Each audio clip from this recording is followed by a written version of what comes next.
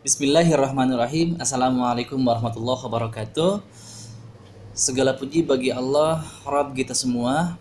Salawat dan salam semoga tercurah kepada baginda Nabi Muhammad SAW.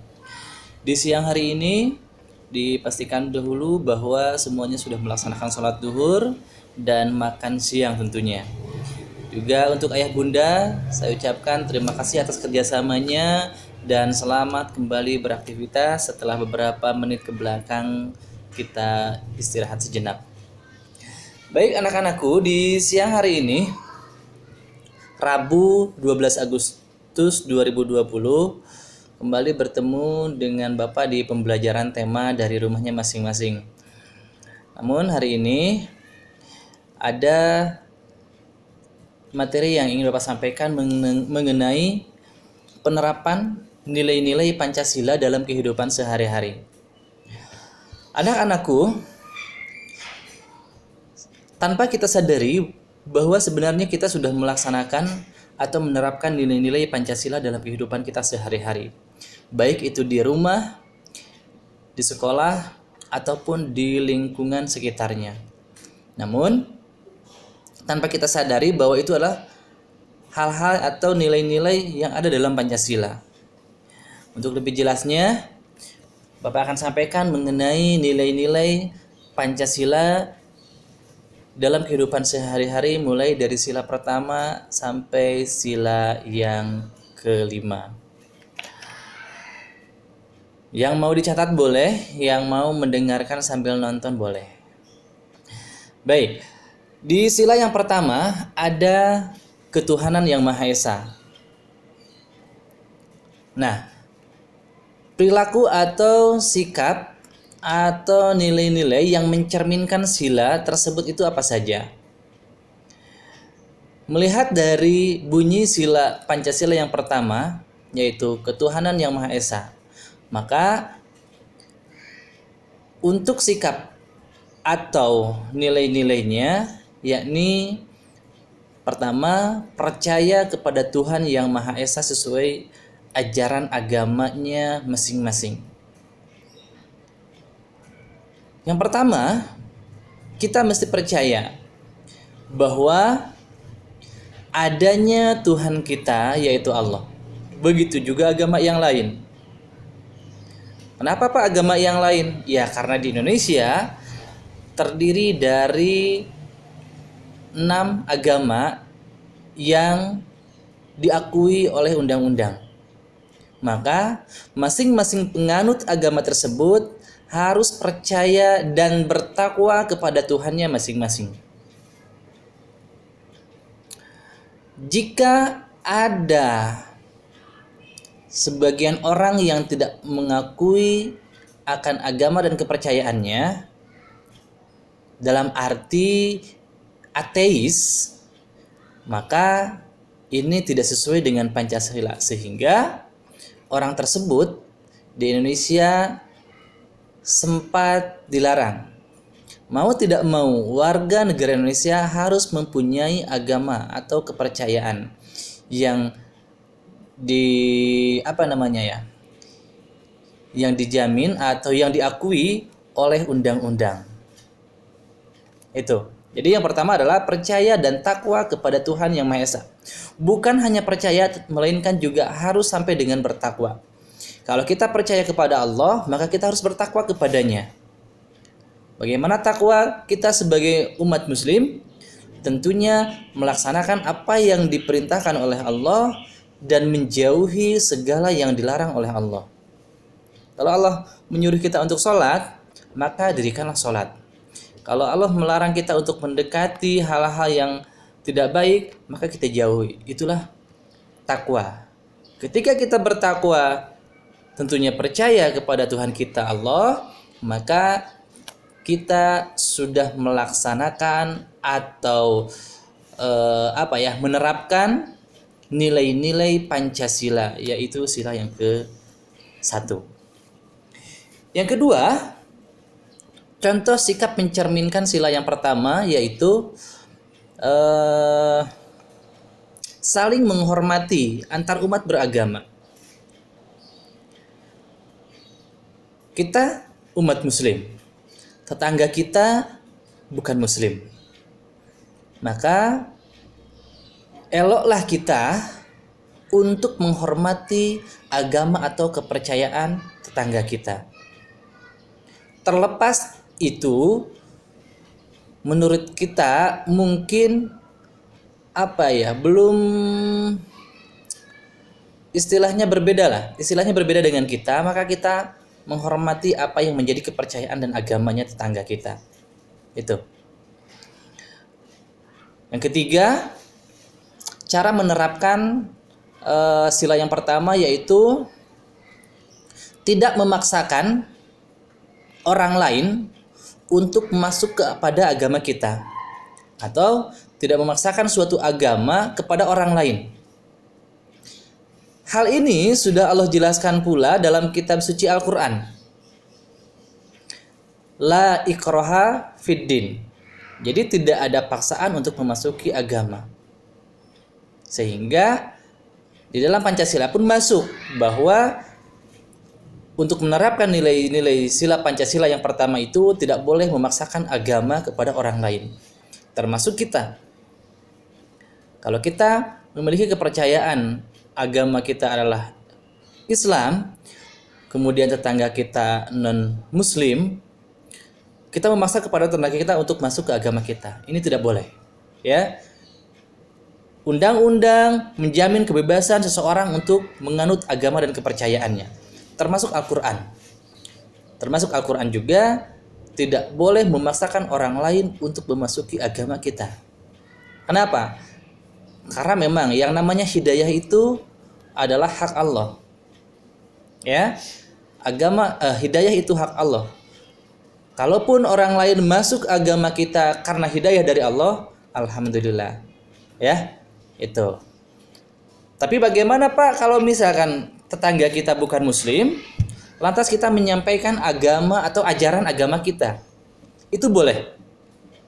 Selama tetangga kita itu tidak keberatan dan bertanya kepada kita tentang agama kita, itu boleh. Tetapi yang tidak boleh adalah kita memaksakan mereka untuk masuk kepada agama kita. Kalau kalian mau menyampaikan tentang ajaran agama kepada orang lain yang bukan muslim, itu boleh. Tetapi ingat, jika teman kita tidak merasa keberatan, itu boleh. Atau paling tidak mereka bertanya tentang bagaimana sih agama muslim, bagaimana sih agama kita, itu boleh kita jelaskan. Nah, itu adalah contoh beberapa sikap yang mencerminkan sila yang pertama.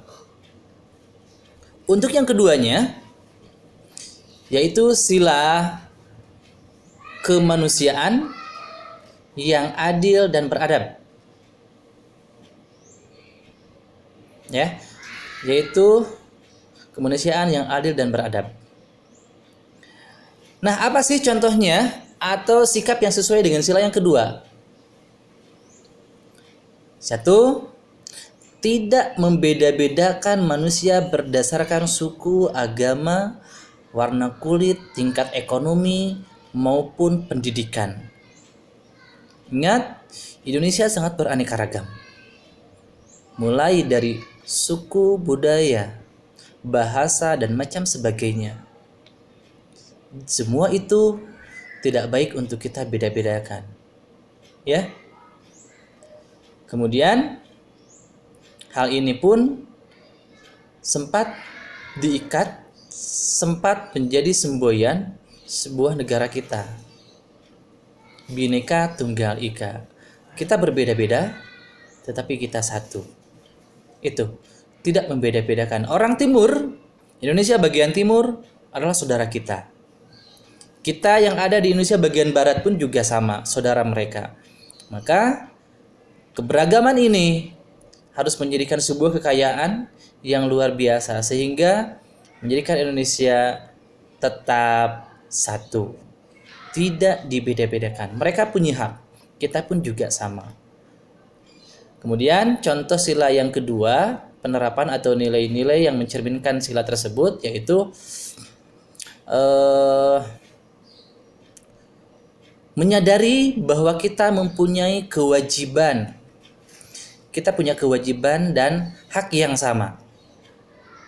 Kewajibannya apa? Kaitannya dengan sila yang pertama tadi. Kewajibannya adalah beribadah kepada Tuhan yang kita percayai, yang kita imani, termasuk bertakwa kepada Tuhan. Itu kewajiban kita. Hak kita apa? Hak kita pun sama dengan orang-orang atau saudara-saudara kita yang ada di Indonesia bagian tengah dan bagian timur. Hak mendapatkan pendidikan, hak kebebasan beragama, hak menyampaikan pendapat atau berbicara. Itu. Hanya di sini hak dan kewajiban itu banyak. Tergantung kita berbicara dalam hal apa. Misal dalam pekerjaan atau dalam pendidikan. Kalian adalah sebagai seorang siswa. Kewajiban kalian apa? Kewajiban kalian adalah belajar, kemudian datang ke sekolah, itu ya. Kemudian mengikuti atau menuruti aturan-aturan yang ada di sekolah. Itu kewajiban kalian. Haknya apa?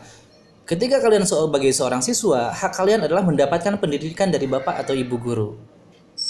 Termasuk mendapatkan nilai, itu adalah hak kalian.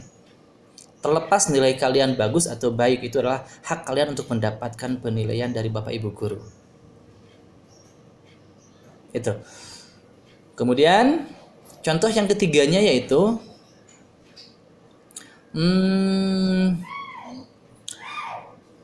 membela kebenaran. Membela kebenaran dan keadilan. Ingat anak-anak, bahwa di negeri ini tidak semuanya benar, juga tidak semuanya salah.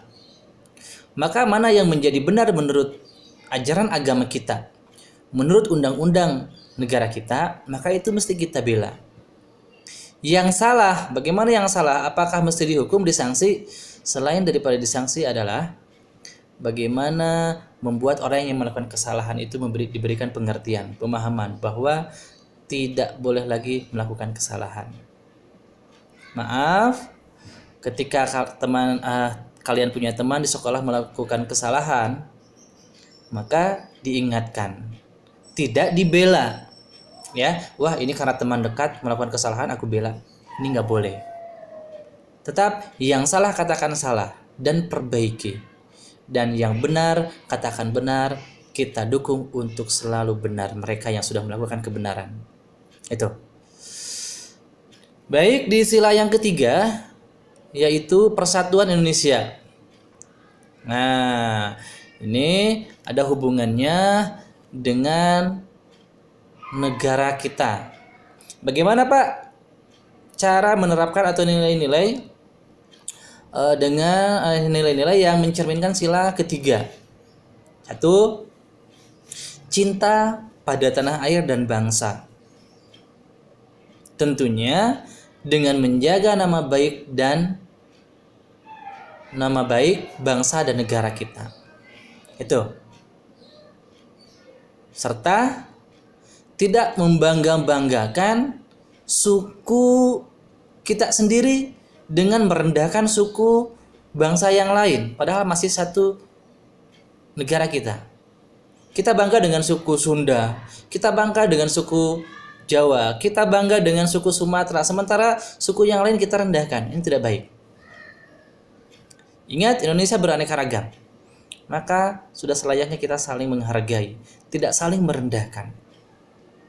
Masing-masing suku bangsa punya kelebihan. Masing-masing suku bangsa juga punya kelemahan. Maka kelebihan itu kita gunakan semaksimal mungkin dan kelemahan itu kita tutupi semaksimal mungkin. Tidak ada yang sempurna. Suku Sunda sama. Suku Jawa sama. Semua sama mempunyai kelemahan dan kelebihan. Maka jadikan itulah saudara-saudara kita dan jangan sampai saling merendahkan antara satu suku dengan suku bangsa yang lainnya. Itu cara menerapkan sikap-sikap yang sesuai dengan sila yang ketiga. Dan yang keempat, sila yaitu kerakyatan yang dipimpin oleh hikmah kebijaksanaan dalam permusyawaratan perwakilan. cara menerapkan atau nilai-nilai yang mencerminkan sila yang keempat yaitu dengan cara satu misalnya bermusyawarah. Maka bermusyawarah ini adalah salah satu cara menerapkan sila yang keempat. Baik itu musyawarah di sekolah, musyawarah di rumah, termasuk musyawarah di lingkungan rumah. Biasanya dilakukan oleh bapak-bapak atau orang tua bersama ketua RT RW-nya dalam melakukan dalam menentukan sebuah kebijakan. Misalnya ada sekarang nih kegiatan hari ulang tahun Republik Indonesia, kemerdekaan Indonesia. Kita mau ngadain apa nih di wilayah kita? Biasanya orang tua berkumpul rapat di ketua RT atau RW-nya. Itu bermusyawarah ini salah satu menerapkan sila yang keempat. Dan yang kelima yaitu sila yang terakhir, keadilan sosial bagi seluruh rakyat Indonesia. Nah, di sini adalah cara menerapkannya yaitu misalnya menghargai hasil karya orang lain. Kemudian tidak mengintimidasi, tidak menekan orang lain dengan hak milik kita. Itu. Nah, itulah yang disampaikan di siang hari ini. Silakan kalian pelajari lagi mengenai bagaimana cara menerapkan nilai-nilai Pancasila, baik itu di rumah, di sekolah ataupun di lingkungan keluarga. Ya. Tetap semangat, belajar dari rumah, tidak boleh menyerah. Ingat, segala sesuatu ada hikmahnya. Demikian yang disampaikan. Terima kasih. Mohon maaf, jumpa lagi di lain kesempatan. Dan sampaikan juga salam silaturahmi dari guru-guru di sekolah kepada orang tua kalian. Terakhir, mohon maaf apabila ada kesalahan dan kekurangannya. Wassalamualaikum warahmatullahi wabarakatuh.